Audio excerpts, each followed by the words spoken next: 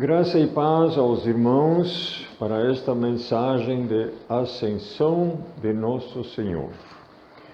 Eu vou ler de 1 Coríntios capítulo 15, versículo 3 em diante, onde o apóstolo escreve assim: Antes de tudo vos entreguei o que também recebi, que Cristo morreu pelos nossos pecados segundo as Escrituras, e que foi sepultado e ressuscitou ao terceiro dia, segundo as Escrituras.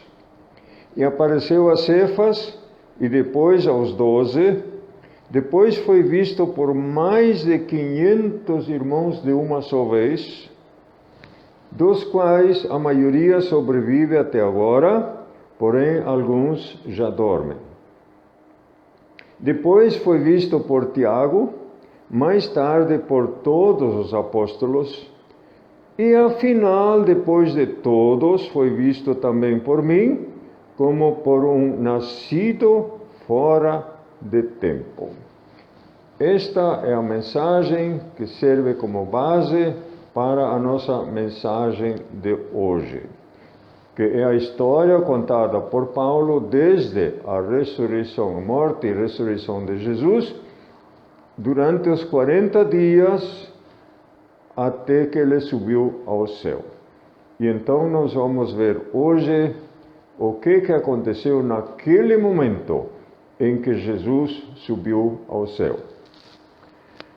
Naquele instante, não sabemos quantas pessoas tinha. Paulo menciona um momento em que tinha mais de 500 pessoas. Parece que não era nesse momento, mas com certeza tinha centenas de pessoas aí, além dos 12 discípulos, ou melhor, os 11, porque não eram mais 12. Judas já tinha se suicidado. Então vamos ver os discípulos e outras pessoas também sempre tinham muitas perguntas a respeito do reino de Deus como sendo Israel. E Jesus dá um outro enfoque. O reino de Deus aqui no mundo é universal, é global, é para todas as nações. E os discípulos custaram para entender isso. Então eles perguntam: Senhor, será este o tempo em que restaures o reino a Israel? E Jesus desconversou. Ele não respondeu essa pergunta. Ele disse: não vos compete conhecer tempos ou épocas que o Pai reservou pela sua exclusiva autoridade. Mas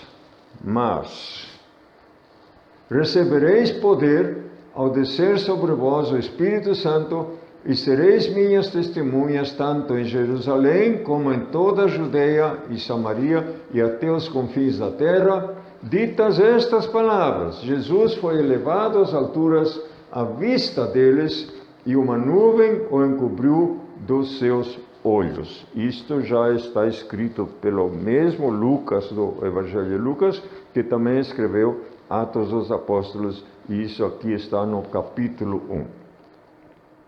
Então, Jesus diz assim: mas o que interessa neste momento e daqui em diante é que vocês recebam o poder do Espírito Santo. Em muitas igrejas, principalmente igrejas pentecostais, se dá muita ênfase no batismo do Espírito Santo. E muitas vezes é um acontecimento assim emocional dos crentes, em que eles se sentem muito bem com essas emoções, mas parece que não é isso que Jesus queria dizer. Porque o batismo do Espírito Santo tem outro propósito. Não é para deleite pessoal, também é.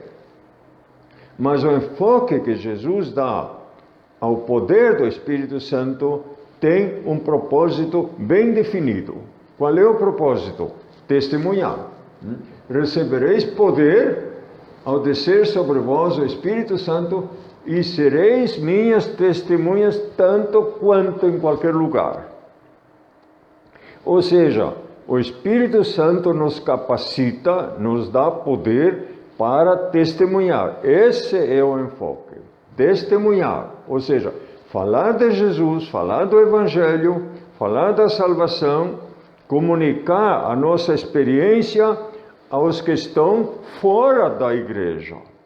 Não é assim somente para a gente se deleitar dentro da igreja com espiritualidade. Também é, mas não é o propósito. Não é o propósito que Jesus propõe aqui para o evangelismo mundial. O evangelismo mundial acontece fora da igreja.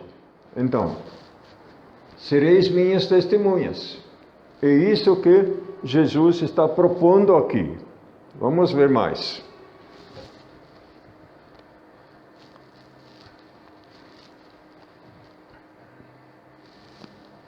Então vamos ver aquele momento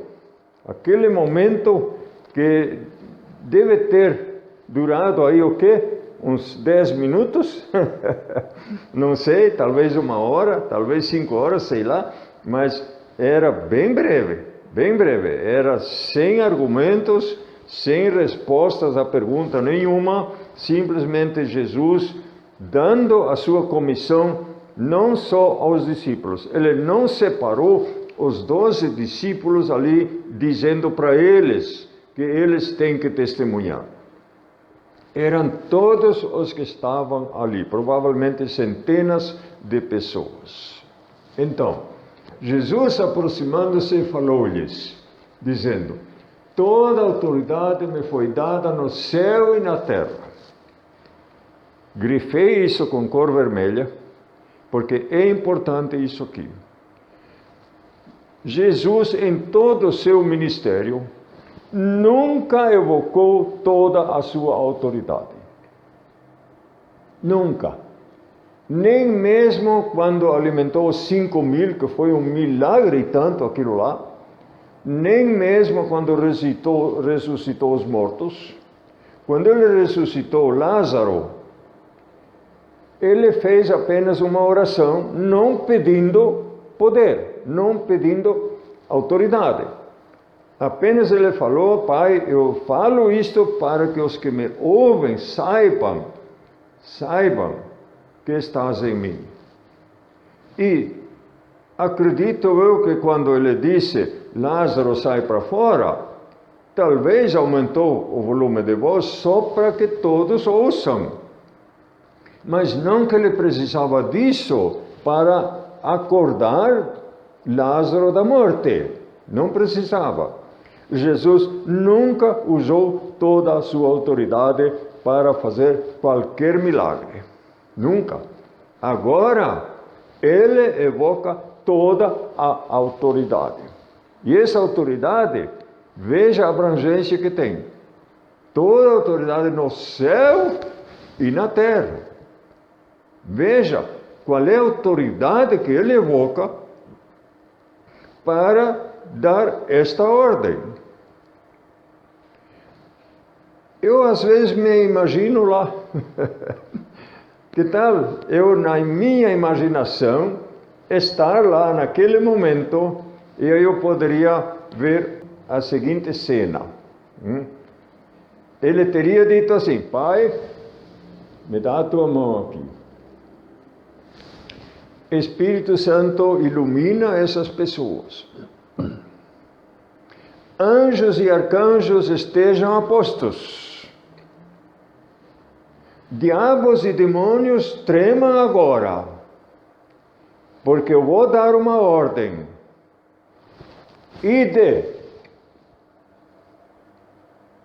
Ide por todo o mundo, pregai o evangelho a toda criatura. Quem crer e for batizado será salvo, quem não crer será condenado. Ide, portanto quer dizer o quê? Porque eu tenho toda a autoridade. E eu dou essa autoridade para vocês evangelizar o mundo. Fazer discípulos de todas as nações. Fazer discípulos é muito mais do que salvar alguém. É muito mais. Qual é a diferença entre um aluno e um discípulo? Um aluno quer saber o que o mestre sabe, nada mais, não se importa com a vida dele. Mas um discípulo quer ser como o mestre é. Essa é a missão que Jesus comissionou, para fazer pessoas igual a ele, para que tenham a virtude, o poder, a vida que Jesus tinha. Essa é a missão. E isso não é tão fácil assim. Leva tempo para fazer um discípulo. Vou falar ainda disso nesta mensagem. Todas as nações, não é só Israel, todas as nações. Jesus quer que o último morador da terra ouça o Evangelho. Pregai o Evangelho a todas as nações. O que são todas as nações? Não é só Israel, mas tem outro detalhe. Pregar o Evangelho a todas as nações não é algo que deve acontecer em 2000 anos. Não. É algo que deve acontecer em cada geração. Ou seja, a cada 50 anos, todo o universo, todas as nações têm que ser alcançadas novamente com a mensagem. Senão, aquela geração que não é alcançada está fora. E se a gente pensa que essa missão, será que foi cumprida? Será que cumprimos como igreja essa comissão? Será que obedecemos? Ou será que ainda em 2000 anos não conseguimos fazer? Então qual é o erro da igreja? Eu acredito até que a primeira geração fez muito bem o seu trabalho. Não sei se chegaram até os povos bárbaros, mas levaram o Evangelho de Jerusalém em diante até a Espanha, até a Índia, até o Egito, até a Armênia. E talvez alguns povos bárbaros não foram alcançados, mas eles em 30 anos evangelizaram todo o Império Romano. Do ano 33 a 63, em 30 anos, uma geração curta, eles alcançaram todo o reino. E pagaram um preço muito alto para isso. Dos apóstolos, todos eles morreram ou crucificados, ou jogados às feras, ou decapitados. Só um, o apóstolo João, morreu na cama. Então, a igreja nunca cumpriu. É opinião minha. Quem sabe temos que fazer mais pesquisa sobre isso. Onde a igreja errou? Vamos ver um pouco mais nesta mensagem sobre isto. Mas como é que alguém é salvo? Como é que alguém é discipulado? Como é que ele é encontrado? Quem que fala para ele de Jesus? Tem uma pesquisa que os evangelistas gostam de divulgar, que mais de 80% dos crentes, dos salvos, foram salvos por um evangelismo de amizade. Amizade. Ou seja, em família, na parentela, na vizinhança, nos amigos, nos colegas e por ali vai. Por amizade. Mais de 80%, ou seja, esse é o método mais eficaz de evangelismo. E não custa nada. Não custa nada para a igreja. Porque esses novos convertidos, quando eles notam a mudança em sua vida, o amor de Deus derramado em sua alma, a salvação, o perdão dos seus pecados, eles logo pensam em alguém que conhecem. Alguém da própria família, um vizinho, um amigo, um parente, um colega de trabalho. E olha só, eles geralmente já no próximo culto trazem alguém. Esse é o dinamismo do evangelismo por amizade. E esse alguém jamais iria na igreja para ouvir o evangelho.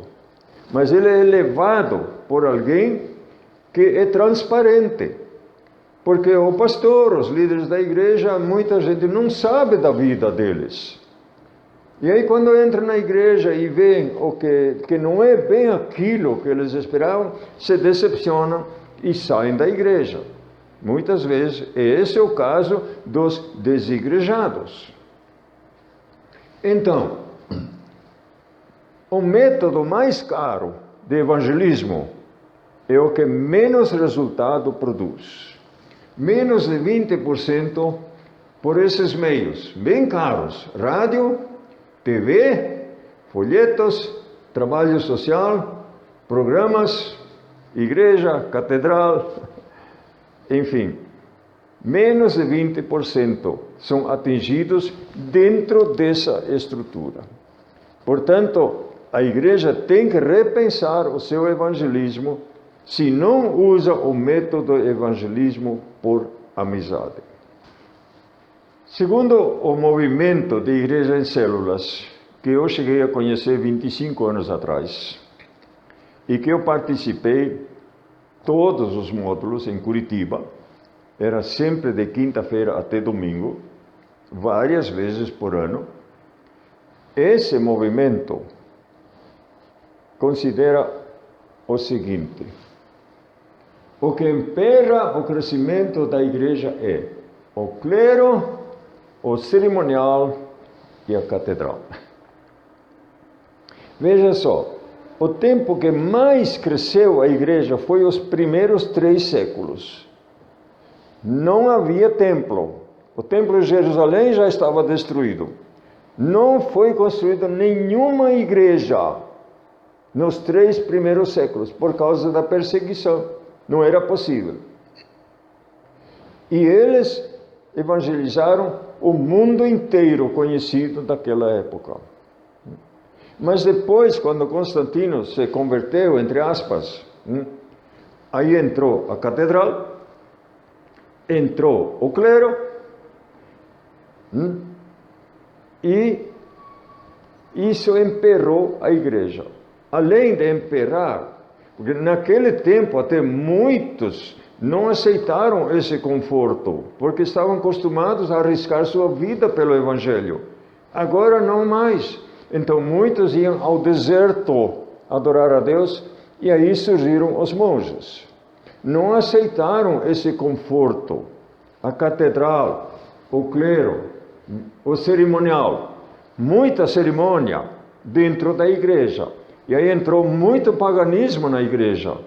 E aí podemos dizer que aí tinha 1000 anos de trevas na igreja. A igreja ficou uma instituição, uma organização, um cerimonial. E as pessoas não saíam mais para evangelizar. Achavam que todos tinham que ir na igreja porque lá é bonito, tem conforto, tem cerimonial, tem louvor.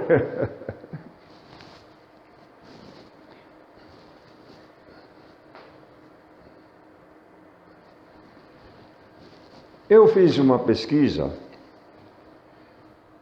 de que é possível cumprir a ordem de Jesus em tua vida,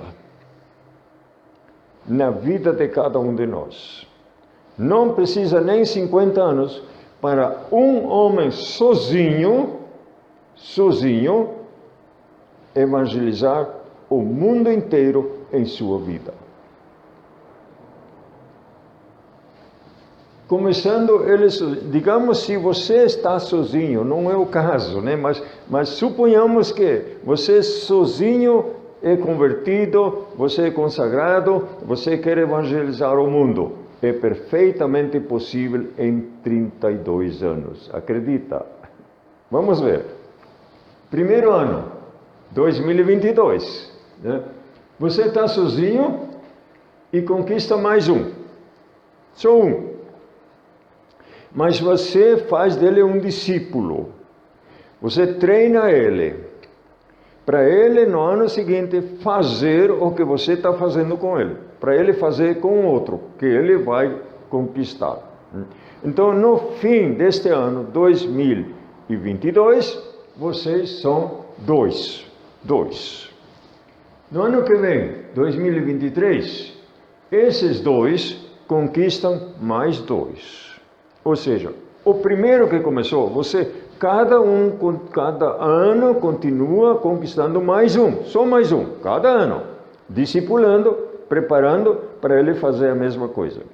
E cada um dos outros que são conquistados faz a mesma coisa.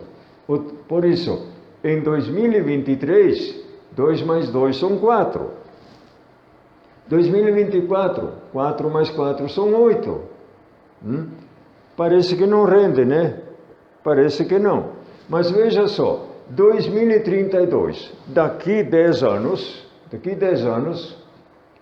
você vai ter uma igreja com 2.000 membros, 2.000 discípulos. Você gostaria de ter esse sucesso? Faça isso. Comece você sozinho. Ou, se tiver uma igreja, discipule uma turma, se possível todos eles, não é possível, mas você vai poder preparar um bom número dos membros para se engajar nesse esquema. Aí, em 2038, você vai ter em torno de 100.000, 130.000 conquistados. Ou seja, você já estaria evangelizando toda a tua cidade, digamos uma cidade como Ijuí, que tem 80, 90 mil habitantes, você conquistaria em 2038. Em 2045, o número seria, seguindo esse esquema, claro que são cálculos matemáticos.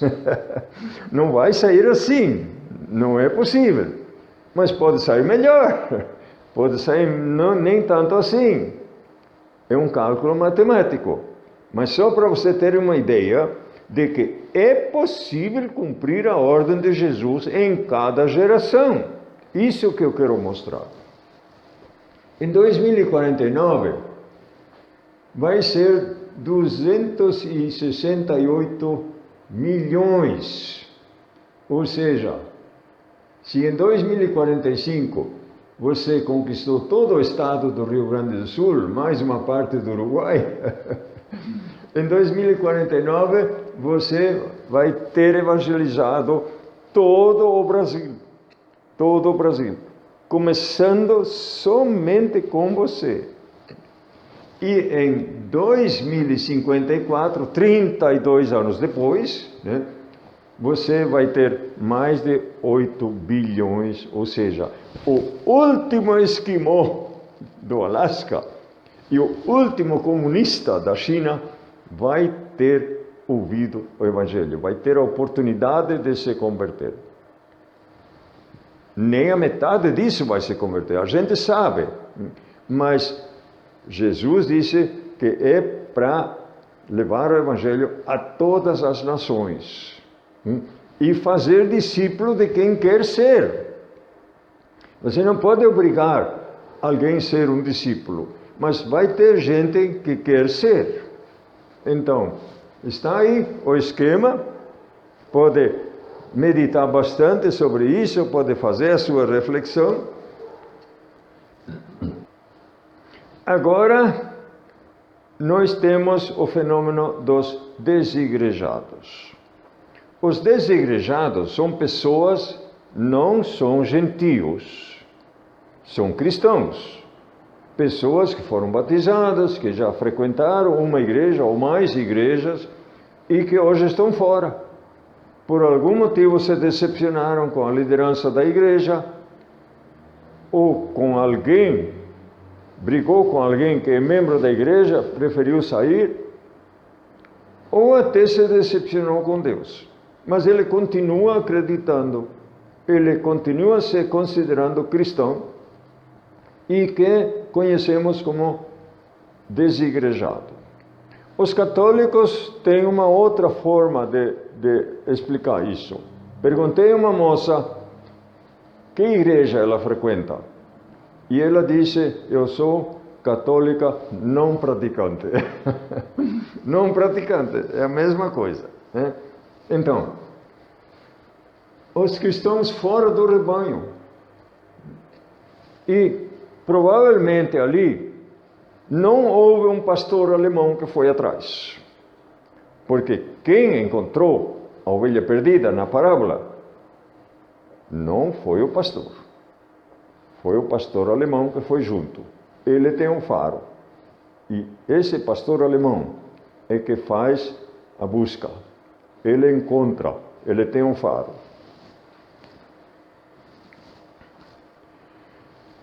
Faz uns 25 anos que eu escrevi a apostila A Ovelha Perdida, onde trato tudo isso aí. A busca do desviado, a busca do desigrejado, a busca da ovelha que se desviou, ou simplesmente a ovelha que saiu do rebanho, está fora da igreja. Alguém tem que ir atrás. Se você quer essa apostila, é só me mandar o e-mail para eu te mandar em anexo essa apostila. Você vai gostar. Então, se Ponta Grossa tem 200 igrejas e tem 350 mil habitantes, Ponta Grossa tem 35 mil desigrejados. Cristãos que estão fora da igreja. Ovelhas que não estão no rebanho. Londrina tem 500 igrejas e tem 50 mil desigrejados, segundo uma informação de um pastor que eu conheço e que já era presidente do Conselho de Pastores de Londrina. 50 mil desigrejados. É um grande contingente de cristãos fora da igreja, fora do rebanho. Se nenhuma dessas igrejas serve, deve ter algo errado com o desigrejado ou com as igrejas, todas as igrejas. Se 200 igrejas não servem para alguém, deve ter algo errado com ele, ou também com as 200 igrejas. É possível. Por quê? Qual seria esse erro? O erro dos desigrejados deve ter muitos erros, mas o principal, quem sabe, é que ele não quer se sujeitar à disciplina. Ele não suporta mais o pastor, não quer ouvir mais essa pregação. E aí, hoje em dia com o YouTube, vai lá e escolhe o pregador que gosta.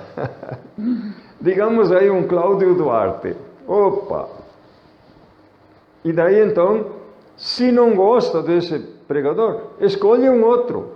Ou seja, como o apóstolo Paulo disse, tem coceira no ouvido e escolhe a mensagem que quiser.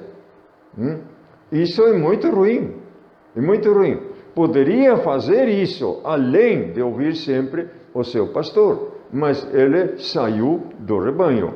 E aí está as moscas. Aí está sujeito aos lobos. Qualquer um pode assaltá-lo, pode comê-lo. E qual seria o erro das igrejas? Olha, o erro das igrejas é simples, muito simples. Todas elas são dirigidas por homens, e os homens erram. Não tem nada para explicar. É assim mesmo. São gente fajuta. Apesar de consagrados, santificados, ordenados e preparados, eles fazem erros. E tem pessoas que não conseguem aceitar isso. Acham que os dirigentes, o pastor tem que ser perfeito. E aí então não fecha. Agora o levantamento que eu fiz. Ponta Grossa tem cerca de 120 muçulmanos. É pouco, né? 120, uma pequena comunidade. Mas eles têm uma mesquita e eles têm um líder que não é brasileiro, mas fala português e se comunica bem. 120. Segundo o IBGE, tem 11.422 pessoas sem religião, sem nenhuma. Tem 299 pessoas budistas. E no candomblé tem 11 pessoas. Somando isso aí tudo, tem menos de 12 mil pessoas que não são cristãos. Simples assim. Não são cristãos. 12 mil pessoas. Isso dá menos de 1% dos 350 mil habitantes. É pouca gente. Será que alguém gostaria de fundar uma igreja para evangelizar essas pessoas? Creio que não. Ou seja, se nós, na igreja congregacional, fundássemos a nossa igreja aqui, qual seria o foco? Qual seria o foco? Já vou explicar. Esse foco não seria de uma igreja, mas de todas. Todas deveriam ter esse foco. Os desigrejados. Por quê? Porque se o pastor foi atrás de uma ovelha, no mesmo dia, mesmo escurecendo, mesmo chovendo, ele sacrificou seu conforto e ele não aceitou o prejuízo. Ele foi atrás, amarrou os cachorros para cuidar do rebanho, levou um cachorro que tem um faro e ele encontrou, graças à ajuda desse cachorro, porque esse tem um faro, e trouxe a ovelha de volta. Ele não aceitou o prejuízo. A igreja não deve se conformar se um membro sai da igreja. Não vale esse jargão, o que interessa é a qualidade, não é a quantidade. Olha, a quantidade interessa sim, porque os crentes do Novo Testamento foram contados. 120, 3.000, 5.000, mais cada dia. Foram contados. E a Bíblia tem um livro chamado Números. O povo de Israel foi contado. Interessam os números sim. Agora, os desigrejados são 10% da população. A ovelha perdida era 1%. Obrigado por assistir, obrigado por ouvir, obrigado.